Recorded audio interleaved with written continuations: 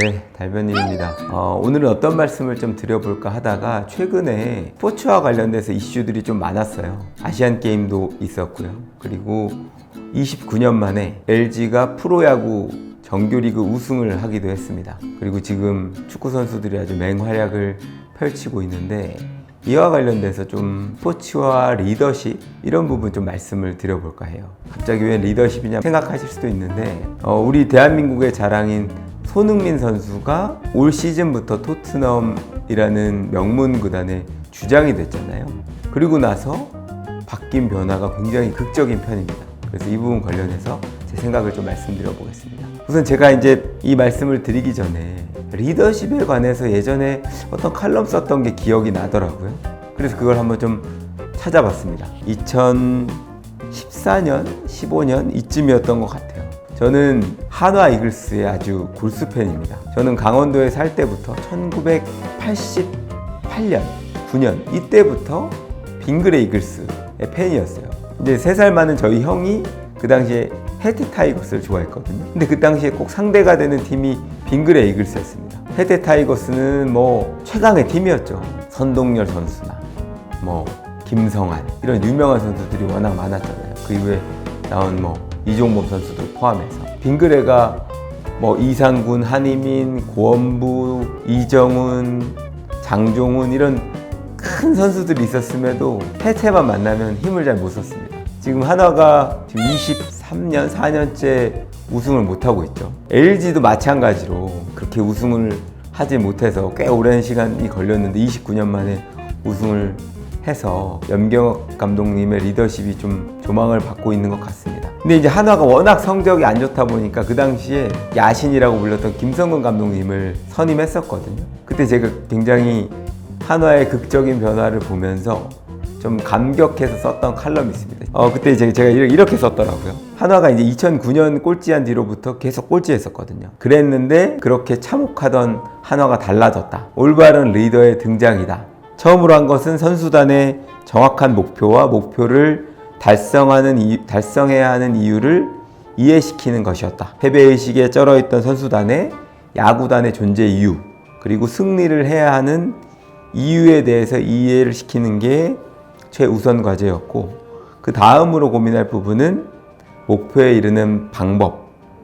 김성근 감독님은 좀 그 지옥 훈련이라고 불리는 특타 이런 것들을 많이 하는 걸로 유명하잖아요. 뭐 신인이며 아니면 베테랑 상관없이 기량이 떨어지거나 컨디션이 나쁘다 싶으면 특타 훈련을 통해서 그걸 끌어올리는, 선수 개개인들이 기량을 향상해서 그에 대한 정당한 보상을 받도록 하는 것이 감독의 역할이다. 근데 이제 이 부분을 두고 뭐 찬반의 의견들이 있을 수 있지만 하여튼 그 당시에는 굉장히 각광을 받았고 저도 칭송했었습니다. 그래서 마지막에 제가 어떻게 정리를 했느냐, 그 당시에 제가 이 글을 쓸 때 좀 우리나라의 세월호, 메르스 사태가 터지면서 좀 리더십에 대한 고민들이 있었던 것 같아요. 대한민국이라는 배의 시스템과 배를 이끌어가는 선장의 역량에 대해서 심각한 고민을 하게 됐는데, 리더라면 집단이 나아갈 올바른 방향을 설정하고 목표에 이르기 위한 비전을 구성원들에게 보여줄 수 있어야 하며, 솔선수범을 통해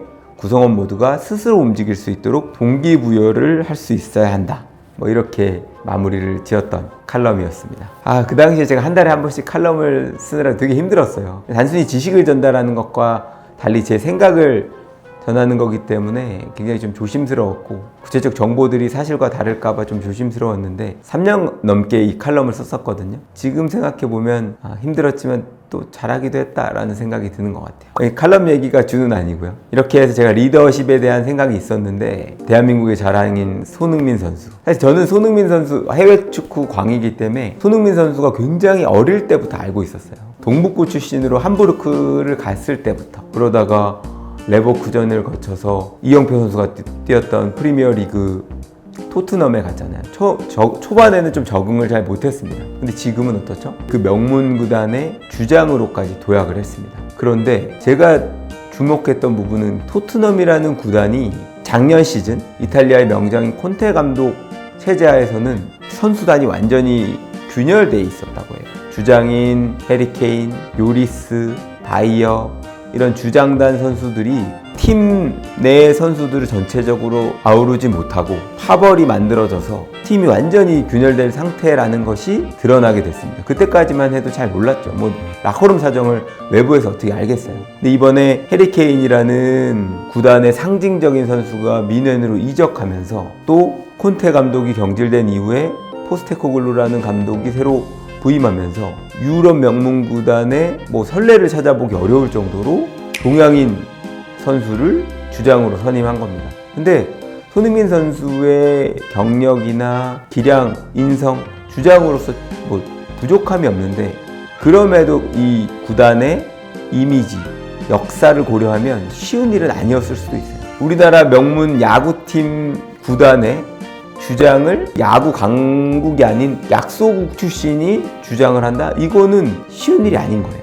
손흥민 선수가 그 일을 하고 있는 겁니다. 그리고 바뀐 건 팀 내 분위기가 완전히 바뀐 거예요. 이게 성적이 수직 상승해서 이렇게 찬양 일색인 것만은 아닐 겁니다. 근데 제가 되게 놀랐던 건 손흥민이 주장이 되기 전에 이전 주장 체제였을 때 팀이 그렇게 균열돼 있고 손흥민 선수에 대한 견제, 시기가 굉장히 심했다고 그런 사실들이 지금 속속이 드러나고 있거든요. 그러다가 주장에 이르러서는 지금 팀 내에서 이전에 팀에서 굉장히 소외됐던 그런 선수들을 그리고 신입생으로 새로운 선수들을 누구보다 먼저 다가가서 적응할 수 있도록 도와주고 좀 슬럼프에 빠진 동료들을 본인의 경험을 얘기하면서 나도 독일에서 처음 왔었을 때 너무너무 힘들어서 돌아가고 싶은 마음이 있었는데 할 수 있다고 믿고 주변의 도움을 받아서 지금 이 위치에 이르를 수 있었다. 너도 할 수 있고 너 충분히 역량을 갖고 있다. 이런 식으로 계속 독려를 한다는 거예요.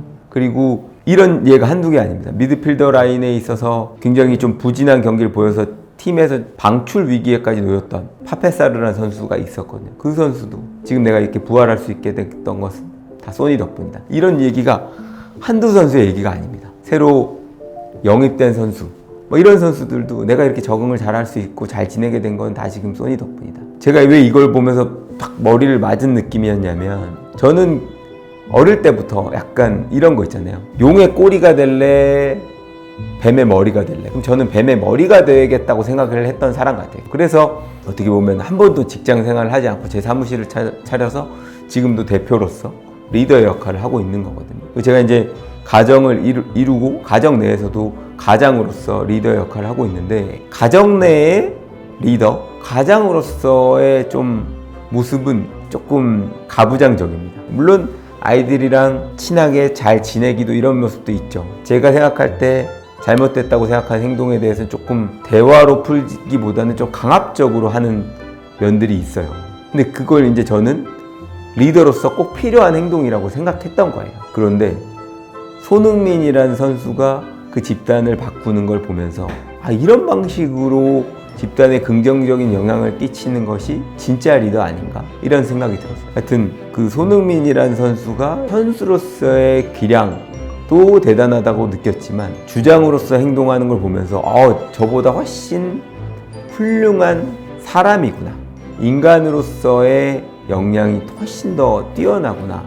그런 생각을 느꼈습니다. 손흥민 선수에 대한 일단 추앙한다라는 생각을 갖고 있어서 여러분들께 손흥민이라는 사람이 얼마나 대단한 사람인지 다들 알고 있겠지만 좀 말씀드리고 싶었고 그리고 어떤 집단이든 리더의 역할을 하시는 상황이 벌어질 수 있을 텐데 좀 이번 토트넘에서 손흥민이란 주장이 보인 영향력으로 긍정적인 변화가 일어난 모습들을 보면서 리더라면 이렇게 해야 되는 거 아닌가? 라는 생각을 한번 해보셨으면 저 스스로도 그런 생각을 하고 있기 때문에 한번 말씀을 드렸습니다. 좀 뜬금없지 않을까 생각이 들긴 하는데 제가 꼭 말씀드리고 싶었던 건 제 채널은 원래 공부법 영상 채널이 아니었던 거 알고 계시죠? 제가 뭐 사건 얘기뿐만 아니라 해서 제가 어떤 식으로든 보시는 분들께 도움을 드리기 위한 방편으로 유튜브 채널을 하는 거기 때문에 꼭 채널의 컨텐츠를 꼭 어떤 것만 해야 되겠다 이런 건 정해놓지 않았습니다. 그래서 제가 말씀드렸을 때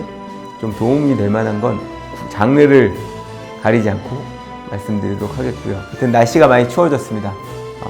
한절기에 건강 유의하시고 다음 영상에서 더 재밌고 유익한 내용으로 준비해서 돌아오겠습니다. 고맙습니다.